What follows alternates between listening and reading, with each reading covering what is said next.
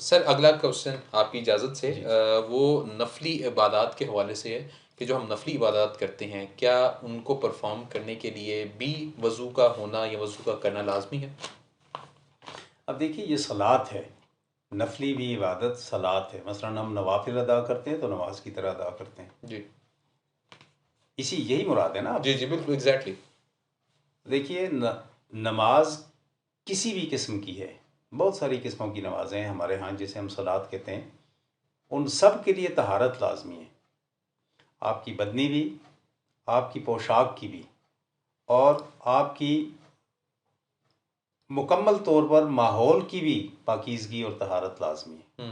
اب جہاں عبادت کر رہے ہیں وہ جگہ بھی پاک صاف ہونی چاہیے، آپ کے کپڑے بھی پاک صاف ہونے چاہیے، کسی قسم کی نجاست نہیں ہونی چاہیے، ان میں سے نجس نہیں ہونے چاہیے، اسی طریقے سے آپ کا بدن بھی نجس نہیں ہونا چاہیے،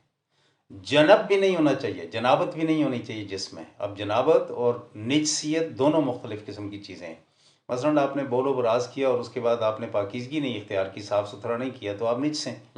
آپ نے اپنی بیوی کے ساتھ ہم بستری کر لی اور اس کے بعد آپ نہائے نہیں، غسل نہیں کیا اس طریقے سے جو نبی پاک صلی اللہ علیہ وآلہ وسلم نے بتایا، تو آپ اس وقت جنب ہیں، یعنی جنابت میں ہیں آپ۔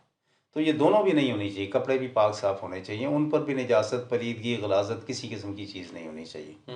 وضو لازم قرار دیا گیا ہے، یا ایھا الذین آمنوا اذا قمتم الی الصلاۃ فاغسلوا وجوہکم وایدیکم الی المرافق وامسحوا رؤوسکم وارجلکم الی الکعبین۔